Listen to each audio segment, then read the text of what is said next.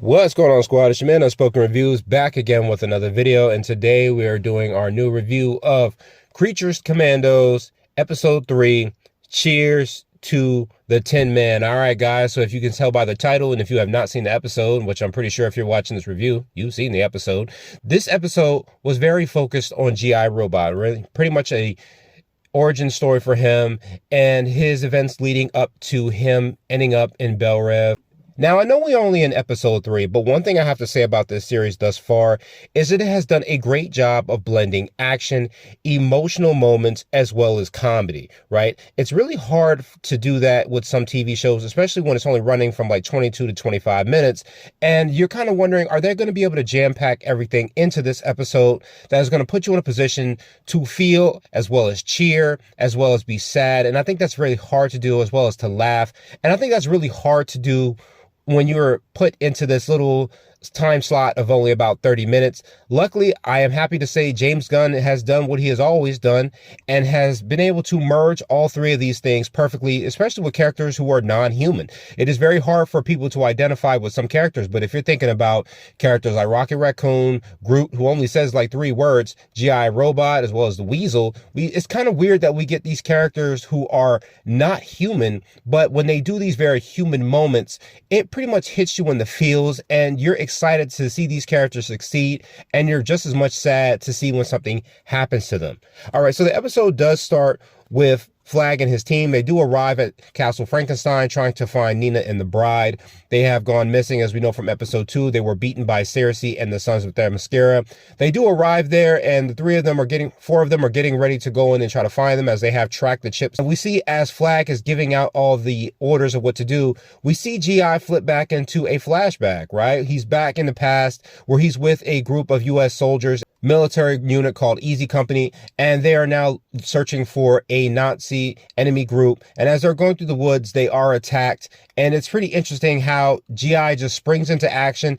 His guns come out, he elevates high enough so he's at a high advantage point where he's able to just knock out and kill as many Nazis as possible. And they get really graphic with the kills on this episode. I mean, you're seeing eyeballs pop out and limbs break off. It is really wild, man. They get really graphic, and this is another thing I love about this show being on HBO Max. There's no type of reason to hold back. They can really push that R or MA rating. They don't have to be all soft-spoken, because this is something that I really like about when series like this are on HBO Max. You don't have to be too afraid to push scenes that are very uncomfortable, because that is kind of what life is really like. There's no reason to pussyfoot around with it when you can just be straight up and honest with it. And we see after GI has mowed down all the Nazis, he's pretty much celebrated by Easy Company. They say cheers to the Tin Man, and you see he's really in his element. You can see him kind of smiling, which is really difficult to do with the robot. You can kind of see by his facial features, he feels like he's living his best life. You know, he feels at his most happiest in this moment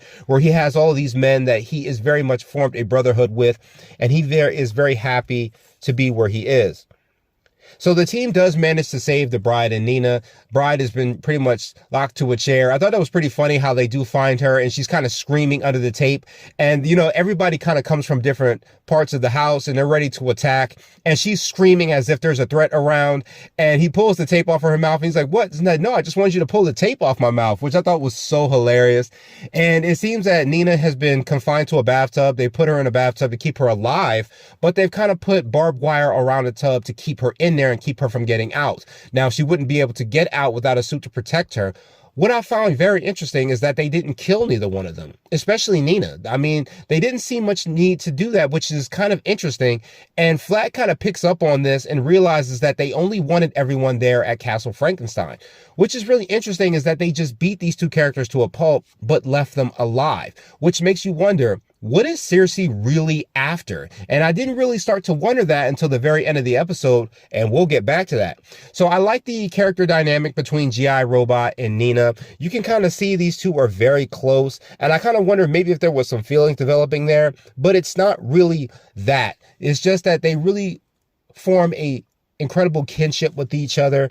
And as Flag realizes that it's possible that Kingdom is in danger, he decides to round up the team, and they all head back to the car. I thought it was very funny how GI just picks up Nina's bathtub out the floor and just carries it out to the car and throws her in there, and they just jump in and they start driving.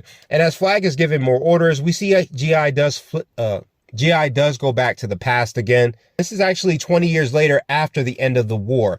And we see that they're having this great television spectacle where there's an announcer who brings GI out on stage and introduces him as the individual who killed more than over 1,000 Nazis.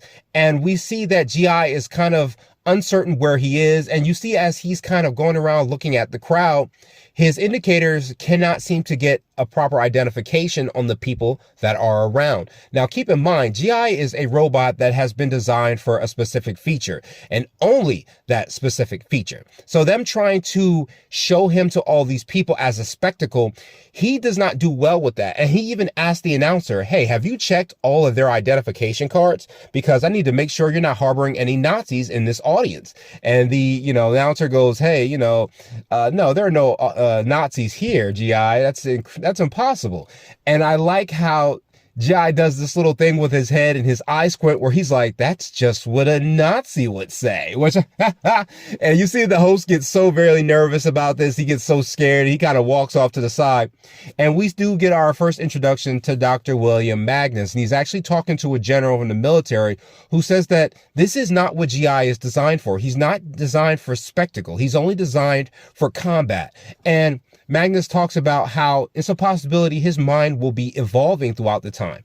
And the general is like, that's impossible. And he says that that's just how it is, that as time goes on and something lives long enough, eventually it's going to become smarter and more understanding. Now, if you guys don't know who Dr. William Magnus is, I've barely dealt with his character in the comics, except here and there by name drop. I do understand that these are robots that are created by him, but I do know in the New 52, he does make a bit of enemies with Tio Maro. I do know he did kind of start off as just another character, but then eventually they didn't think his character was interesting enough, so they try to give him bipolar disorder and make him, I think they kind of brainwashed him and then try to use him as an antagonist against some of the heroes. I think it was against the Justice Society. I'm not exactly certain. Let me know in the comments.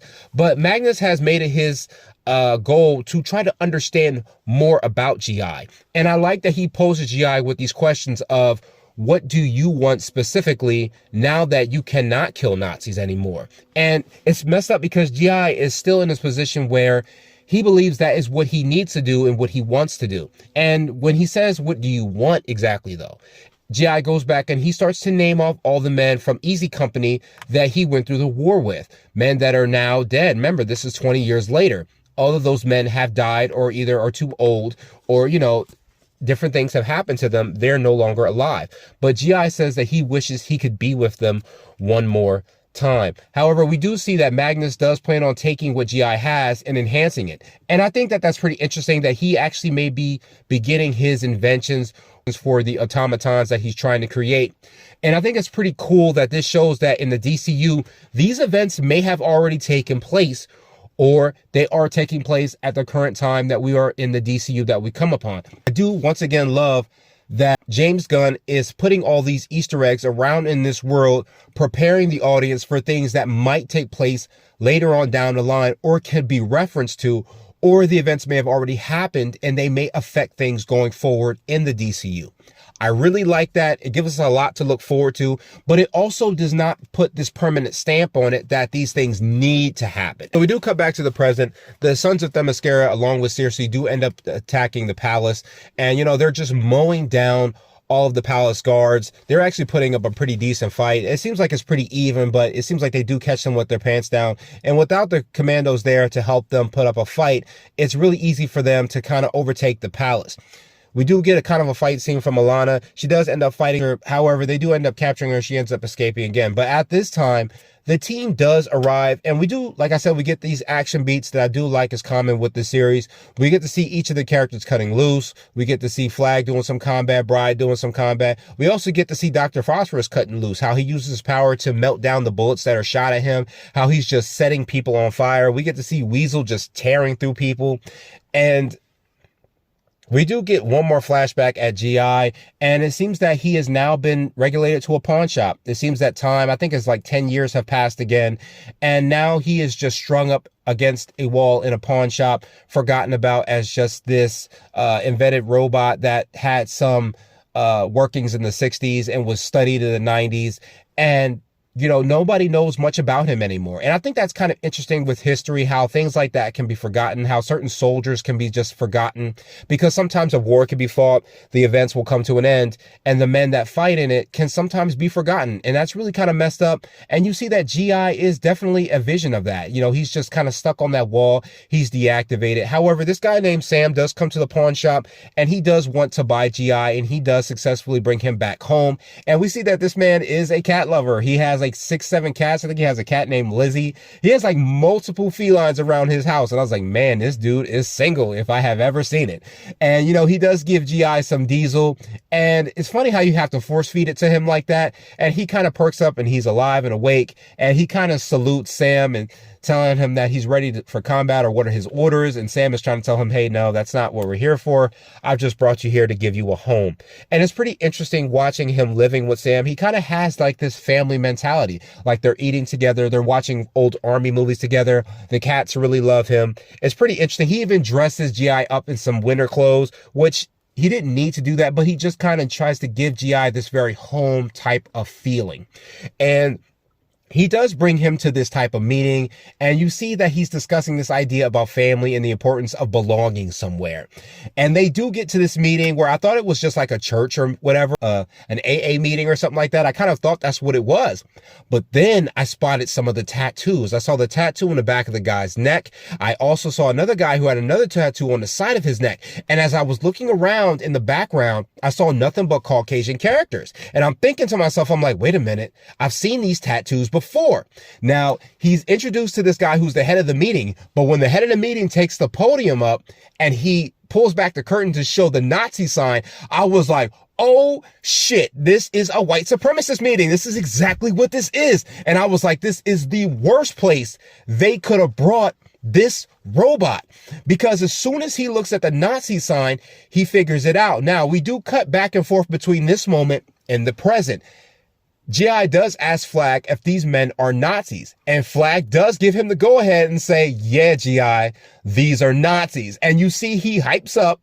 He starts to extend, his weapons come out, and he starts just mowing down all the Sons of Themyscira. He separates his top half of his body from his bottom half. He starts floating in the air. He starts spinning in circles, and he's just mowing down all of the enemy soldiers. And at the same time, in the past, he kind of breaks off, and then he pulls out his weapon, just bullet straight through the head. He starts killing everyone in that meeting. I can't say I was exactly mad about it, but I was just kind of like, oh man, he's just mowing everyone down. But what's interesting is that as he's doing this, you see GI is at his happiest moment. He's feeling at his best place right now. He's killing all of these people that he view as enemies, and he's happy to be doing it. And you see that in the present time, he's exactly the same way. Big smile on his face. He's laughing. And I like, as this is happening, we do get some, from the past, we get like these fast forwards through time where we see that he was arrested, charged, and he was also charged as a human being, despite the fact that he's not human. And it makes sense because he has a will and desire and a need and a want. And you have all these things. Those are very human motives. And as this does take place in the past with him being a robot, they decide to put him in prison, and he gets sent to Bel Rev, which, because he's not human, he's put in the non-human division, which makes sense. And we see all these different types of creatures. I'm not exactly certain what they are. I think I've seen some of them. I think that half man, half T-Rex thing I have seen before. I'm not exactly certain where I have. If you guys know, let me know in the comments. Like I said, I love comic book characters and comic books, but I don't know everything. I'm trying to get better as time goes on. All right, be patient with me. All right. But if you know any of those characters, drop down in the comments and let me know. Okay.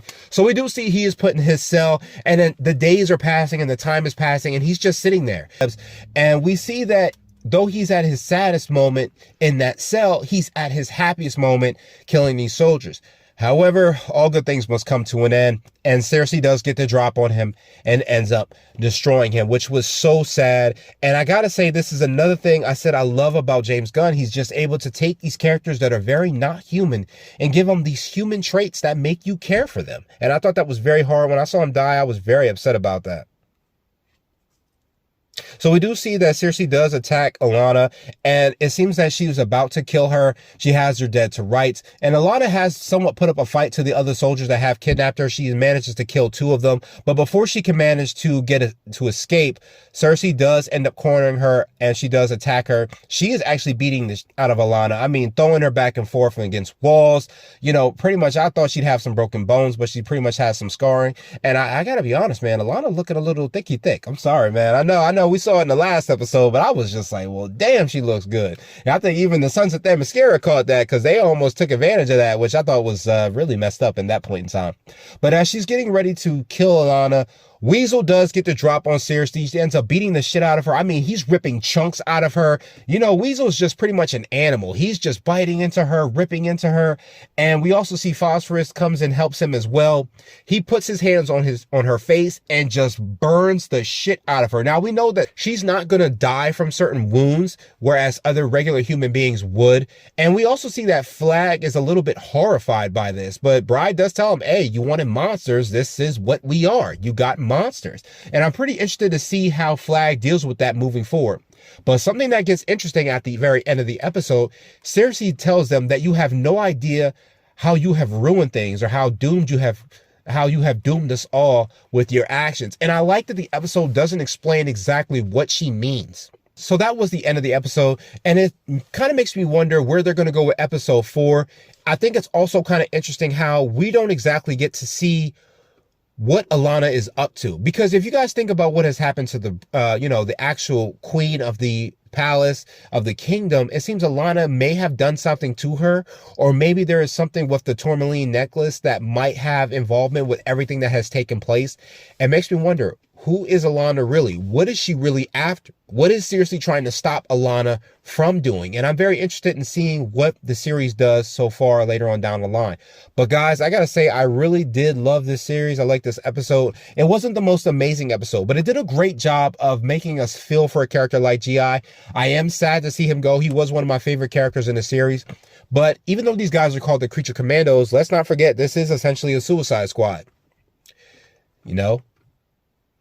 The name tells you everything you need to know. So if these characters, or most of these characters, don't make it out, I perfectly understand why. That's just kind of where it goes. I hope that some of them do make it along the lines and keep going. We know Flag does survive, because Flag will be in the events of Peacemaker Season 2, as well as the new Superman film coming out next summer. So I'm excited to see where this series goes. I'm excited to see who makes it out, who doesn't. I'm excited to see how these characters' events that take place in this show affect the overall DC universe going forward.